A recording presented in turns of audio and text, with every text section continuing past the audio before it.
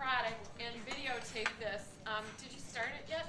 I think you did. I started it. Okay, I have a remote clicker that is like, you know how you see people when they lean over to turn on their camera? This gets rid of that, a little clicker. But anyway, the reason I became very interested in video is I think that I'm a very visual person, and if a picture says 1,000 words, a video can really tell a story. I don't know how many of you ever get lost in YouTube. It's so much easier for us to absorb information if we see it and hear it at the same time. And it's not just me. They estimate in 2017 that 75% of the internet traffic will be video. So like right now, I'm just going to give you an idea of the magnitude of this. YouTube is the second largest search engine after Google. And oh, by the way, it's owned by Google. It's the third most visited website. There's Google, there's Facebook, and then there's YouTube. Video, when you do a search, a Google search, it's 53 times more likely to come up than a text or a document. So if you are ever trying to rely on people finding you on the internet, it just makes sense to get on video. So I will share a little bit of my success with video. I have thousands of views on probably 43 different videos. Not every video is as successful or comes up as high in the organic search, and you won't know that necessarily until you do a lot of them. So I would encourage you to do a lot of them. I've had calls from people in the Yukon, in Canada. I've had calls from people in Finland, people from all over the United States, and it's work that I did one time that just, it's evergreen, it keeps going. So one of the things I wanted to say is one of the secret sauce things that you should be aware of is what your keyword is when you go to create your video. And by keyword, what I mean is a long tail keyword is what it's called. When you type into your search engine, you might say, what is the best anti-inflammatory joint supplement? That's how you type it in. Like you actually type in a sentence. That's called a long tail keyword. And so what I would do before you go to do a video, go to YouTube and type in the long tail keyword that you think you'd like to present on. See what kind of variations there are out there. If somebody comes up really high on a YouTube video, don't do that one. Do a variation on it so that you can come up right to the top. And another very thing that blows my mind is that okay, in the first 10 seconds you have to say your long tail keyword, because YouTube and Google now do voice recognition for videos. So they are paying attention to what is the video. You're telling everybody what the video is about in the first 10 seconds. So say it very clearly, enunciate, and so that voice recognition knows what it is that you're talking about, and your listeners or viewers will as well.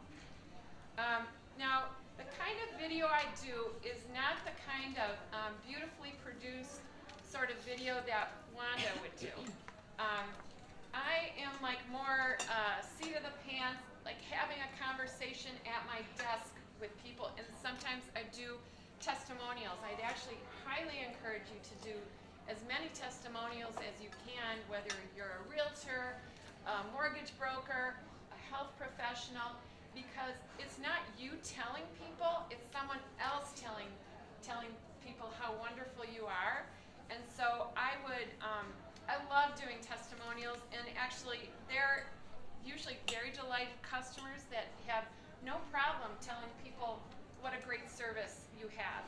So that is a key tip of the type of video. But a lot of times I do how-tos, and sometimes I'm not necessarily always pitching. I am very holistic in my approach to health, and I'll share with people how to open up a pomegranate and get those pomegranate seeds out, or like what I'm planting in my garden, or like how I make my oatmeal. It's like all kind of like my brand, holistic living. So I'm not always pitching, and that's kind of, then you get other people. What happens is people want to hear more about you, and then they'll go through your YouTube channel and get more of an idea. One thing that was kind of interesting, and this happened to me in the past 2 weeks, I walk into a room and somebody's like, I know you from somewhere. And I'm like, I've never met you. And like later on, in the middle of the meeting, she goes, I know who you are. I've watched all of your videos. and another man said that to me too. He's like, gosh, you look so familiar. You look so familiar. And they had seen me on my videos. And what's the nice thing about videos is like you're having a conversation. It's not the written word. People really kind of get who you are a lot more than, than some of us can express in the written word. I don't profess to be the best writer, but I can have a conversation and people will kind of get who I am from that. So a couple of tips. You don't have to be perfect. If you kind of stumble, like when you're talking to someone, do you ever like say everything perfectly scripted coming out of your mouth? If you kind of like mess up a word, it's okay. It's like you're having a conversation. And things to consider is pay attention to the backdrop. If you are in an office and it's messy, I would not recommend filming there. One of the best things to do is find sort of a peaceful, not too eye-catching piece of art. Have an orchid or a plant where you are the focus. There's not too much to distract you. Have it be aesthetic.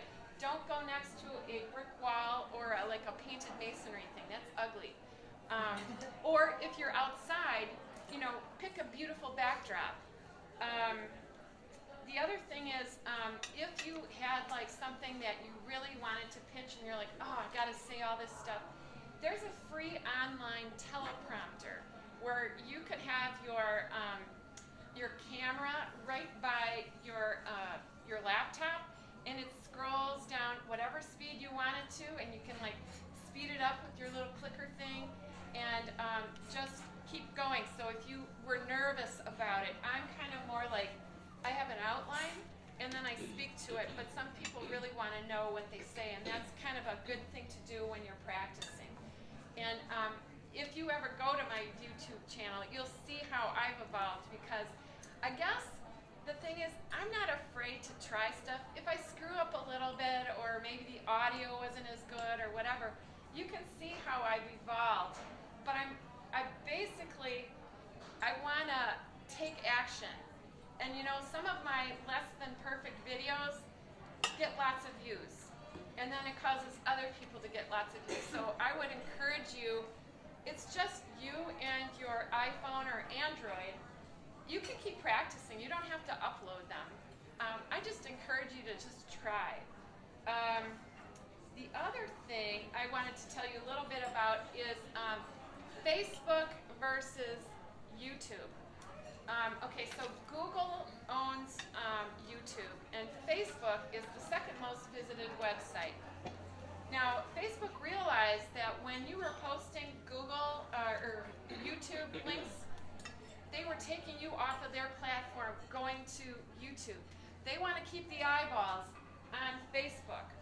So, what Facebook has done now is they penalize anybody from putting in a YouTube link, even a YouTube link sometimes to your blog. So what I've learned to do now is anytime that I upload a video, I load one up to YouTube and I load one up to Facebook. Now, there are pros and cons to this. YouTube is evergreen. It's always there. Facebook, depending on how many friends you have, is constantly scrolling. But Facebook has targeting like no other platform is enabled. It can. If you've never tried Facebook advertising, you've got to do it. If you want to reach beyond people in this room, you have to do Facebook. You can target so precisely by age, by interest, by other pages that they like. it's just mind-blowing. So that native Facebook video that you've uploaded, even though it's scrolling in the feed, you can make that a sponsored video or pin it to the top of your page. So it's really important to kind of address both of these outlets. Let's see. Oh, the other thing is I wanted to tell you a little bit about the equipment. If you are just starting out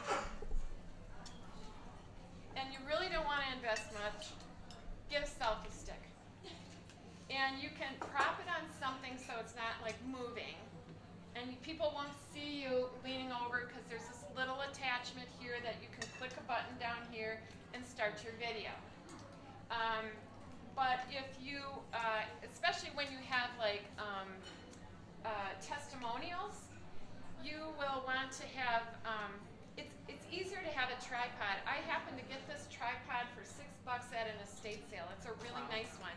You can probably find used ones on eBay or whatever, or just buy a new lightweight aluminum one. That's a little bit heavy, but it's a really awesome one. The other thing that I've gotten feedback and I've learned over time is audio. You'll see on that on my camera there, I've got this shotgun mic, which is pointing to me. An iPhone has speakers and microphones coming out the side, and it picks up stuff from the side and behind. When you have a shotgun microphone pointing at you, you're more likely to pick up what you're trying to film. And let's see, so the other thing, you'll see that there's like a very simple attachment. It's like a C-clamp that expands. It's less than $10. There's this little clicker that, by the way, I have one for you ladies. I'm going to have a little raffle for business cards. I'll pass that around just a little bit. Those are easy. And then you'll see lighting. This is not real fancy lighting, but in my house, my office, I have an older home. It's from the 20s, and I've got dark paneling. I could not do a video in there to save my life. And actually, if it were really sunny, I'd want to fill in the light on this side so that I don't have one face and part of my face in shadow. So those are inexpensive. All of this equipment you could probably get for less than $150. But something like this, I don't know. I want it actually. I want it, but I think it's less than $15. Yeah. So that's pretty much what I have. Oh, and one more thing. Like when you are doing a video, don't hold your phone like this, because what will happen when you upload it, you'll get black on either side. Hold it landscape so that you fill the screen and really utilize the space that you have. Anyway, that's what I have for now. And if you would like to put your business cards in here, I have one of these remote clickers. And if you have any questions, I'm happy to answer. Yeah?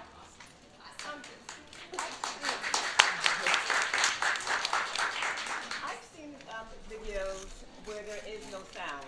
It's just, the video, the instructional video or whatever. Is that a good or a bad thing? Your keyword isn't being spoken, so how does... Well, the title of your YouTube video would also be the long tail keyword. And some things like recipes, forgot in BuzzFeed they have a lot of those recipes where they say like 2 eggs, cup of flour. You can read that, you can do that. But if you're, like in my case, with health and wellness, I want to describe the benefits and things like that. So I think it really depends on the content of what it is that you're trying to do. But the long tail keyword is then captured in the title. Yeah? Is there an amount of time that Facebook wants you to only use when you put a video up? Is it like 5 minutes or 3 minutes? Good point. Yeah, I forgot to say that. They should be, thank you. 2.5 to 3 minutes long is the ideal. We are in a very short attention span. Be sure to also have a call to action at the end, like click on this link. You might even do some editing. Thank you. You might even do some editing on your video it's on the YouTube platform where you could put your website and say, go to this and to buy or whatever. You can put that actually on an overlay. And then in the description as well, put your call to action. So don't forget that. Is it as easy to take them down as to put them up? Yes, you would just, if you wanted to remove them, you just go into your, you have to have a Google Plus account to have a YouTube account. And then you would you can just remove it in the video manager.